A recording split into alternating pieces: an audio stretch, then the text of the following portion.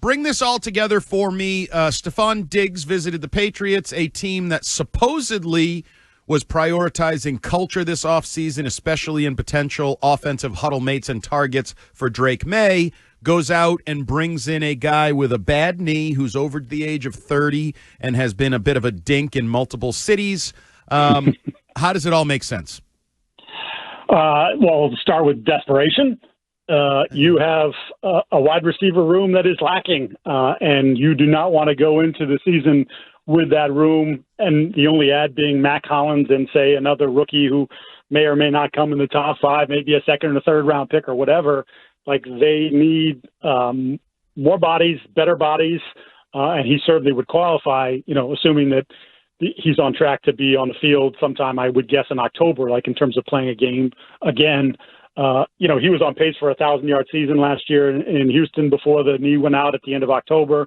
So you are probably looking at not being ready for training camp or, sort of on that Kendrick Bourne plan, because it was sort of a similar time frame from Bourne's injury the year prior.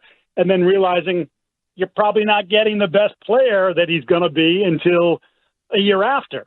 But again, when you look at your room, Andy, I don't know how you cannot at least make that phone call and investigate. And I'll just quickly, as I'm prattling on here, you're talking about some of the off-field stuff. I got to cover him in Buffalo quite a bit when I was at the NFL Network, and he is an interesting character, to say the least, because, well... Good way to put it. Because, well, look, the locker room mostly loved him, like really, truly loved him.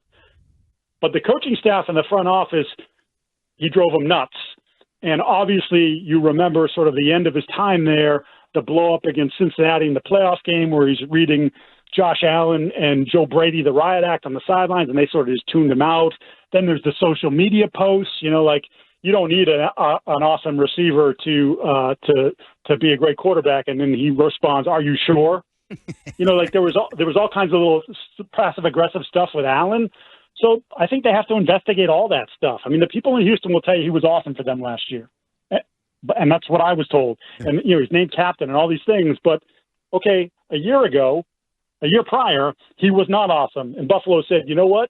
We're going to do it without someone who's as good as you because we can't do this with you anymore. Hey, and Mike, one of the concerns potentially, or so it has seemed, about bringing in Stefon Diggs or someone like Stefon Diggs, anyone who could have an oversized personality or be a unique presence felt, an influence in the locker room, would trace back to this weird thing that has kind of spiraled up the last couple of days. Is Drake Maye soft, or is Drake Maye too impressionable? So we asked Curran yesterday. We've put out some feelers. It seems like not, but have you ever gotten any intimations that Drake may be a little too soft or impressionable, and that's why they wouldn't want to bring in a bad guy at receiver?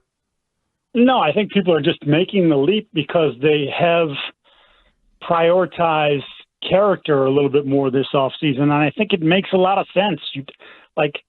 They didn't have success with Drake at quarterback last year. They won one game that he played from start to finish.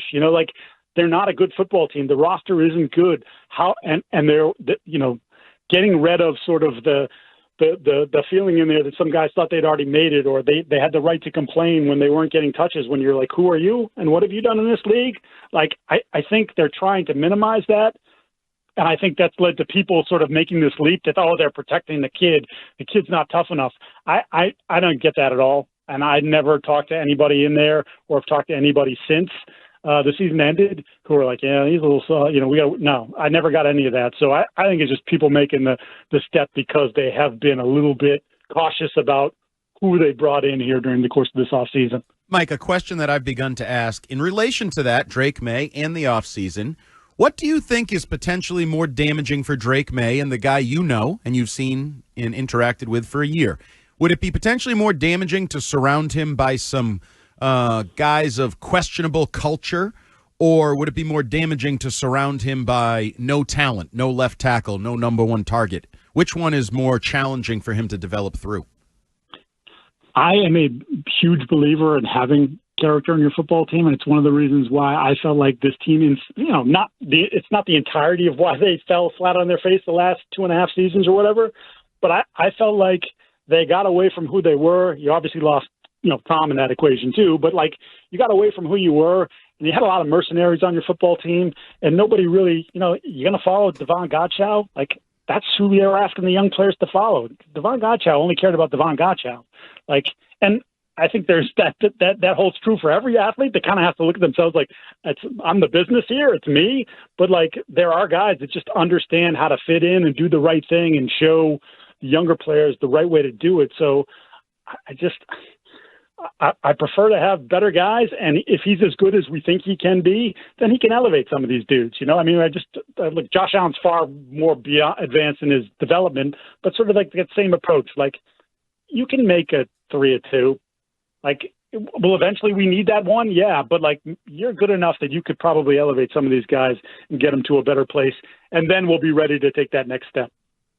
Clubhouse leader for handsomest man on the Patriots beat, Mike Giardi from Boston Sports Journal, joining Fitzy and Hart here on the old WEI afternoon show. Mike, obviously left tackle, insert joke about it here. It's still as pressing a need as wide receiver one. I floated earlier, and there seems to be a little traction gaining on the socials from Pat's fan kind. Maybe Tyron Smith, who's still available and had a decent 10 games out of 17 last year for the Jets, could come in and be your veteran mentor / Morgan Moses on the left side. Do you like it, hate it, or something in between?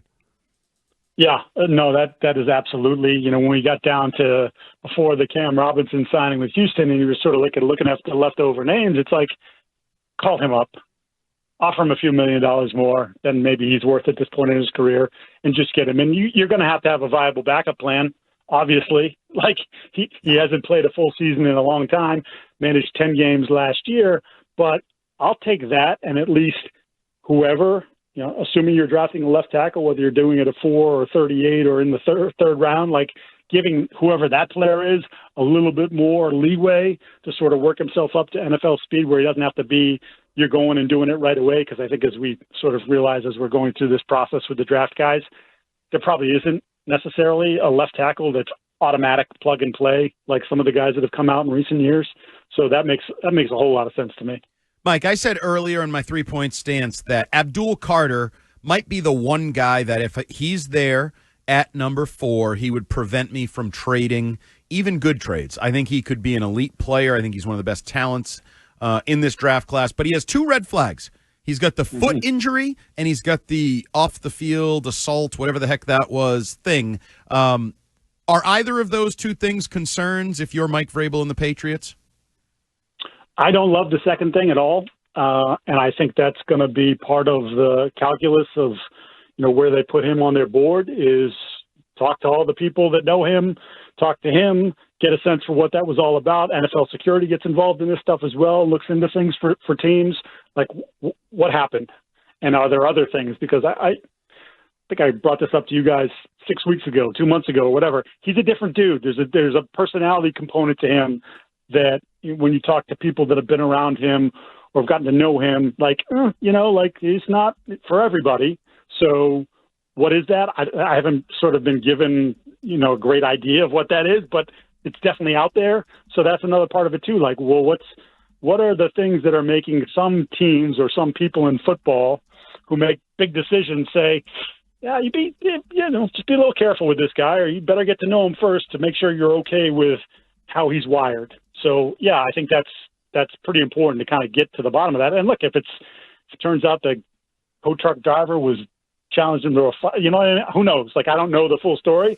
You could say, okay, whatever. That was just a one-time thing, and we, the talent and the guy that we've come to know is way better than that looks on paper. The tow truck driver walked into his fist. Is that what you're telling me? Well, you never know. You never know.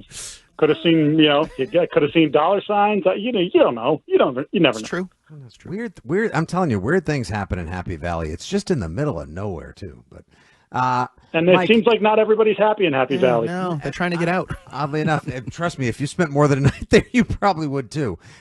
Mike, so we've had some time. Free agency's now about, honestly, 2 weeks old, and we're that much closer to the draft. I think it's T-minus 4 weeks from yesterday is the first round. So 27 days till the first round of the draft. Have you had any time to fall in love with any other players? Has anyone moved up the old Giardi depth chart? Anyone else you're mocking since we last spoke? Well, I mean, I've talked to you guys about Armand Membu, and I think I didn't even care about the combine stuff. People started telling me, like, his tape is, like, relatively flawless. Like, go look at it. And, like, I got some access to some cut-ups, and you start watching, and you're going, that dude is, like, incredible mover for a man his size. And, again, he doesn't have the perfect measurables, and he's a right tackle. Like, I don't think you're making him do the Caden Wallace, Chukwuekoror for right-to-left switch. But, like, is he an awesome right tackle? He could be. Lane Johnson was picked 4th overall and has been, a stalwart for the Eagles for over a decade. That's Lane's going to the Hall of Fame. I'm not saying Armand's going to the Hall of Fame, but, like, that's the kind of player that, even though it's not necessarily what you would consider a premier position, that I would say, or I would push back on that a little bit, because I think now their pass rushers are awesome on both sides. So Demontre Jacobs got beat by Danielle Hunter on that strip sack when the Patriots thought they were coming back against Houston. Like, he was the right tackle, not the left tackle. You see a lot of those guys now. Like, if I could say to myself, I got right tackle on lockdown for the next 10 years, 12 years, I'd be interested. I think he's a hell of a football player. Before we let you go, would you be interested in trading Joe Milton? And do you think Joe Milton will be traded, or is this much ado about nothing?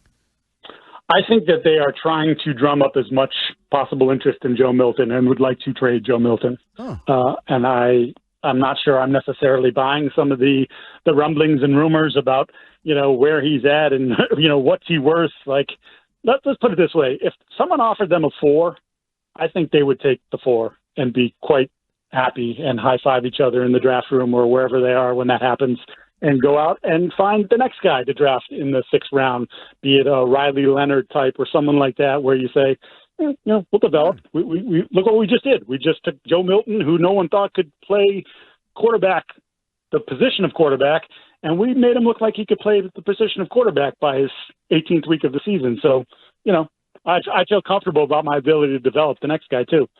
So they don't really like Joe Milton. Is that safe to say? They're not really in love with. No, I mean, I think it's Drake's team. I don't think anybody wants to deal with that BS. I saw your poll today. Excuse me. There on X, and it's excuse me, dude. Like Twitter poll, Andy. Yes. Twitter poll, and you like my poll? Go there as always. And I've heard some of the rumblings, and I get it in the comments sometimes, like, keep Joe Milton, trade Drake Maye. Yeah. I'm like, what? Why? What did you see? He played the 18th game of the season against a team that tanked better than you did against backups, and yeah, he looked good. I'm not knocking it. He looked like he could play the quarterback position. It's a preseason football game. I'm not like I can't sometimes wrap my head around that sort of. Yeah, he can throw the ball 110 miles an hour. Awesome. He could do that in college, too, and he got drafted in the 6th round for a reason. Don't forget the backflips. He can do backflips, too. Oh, the backflips are – look, I like him. It's like me talking to him, I like Joe Milton. I think if they can get bump up 2 rounds from where they picked him last year, that's a massive win. All right, Mike Giardi, this was a massive win for us. Appreciate you joining us. Great, as always, lots of insight. And keep boning up on all the prospects, because I'm basically using you to bone up on the prospects every week. I'm going to ask you about a couple of them. I've got mock drafts starting to come next week, so just be ready for them. Oh, I can't wait.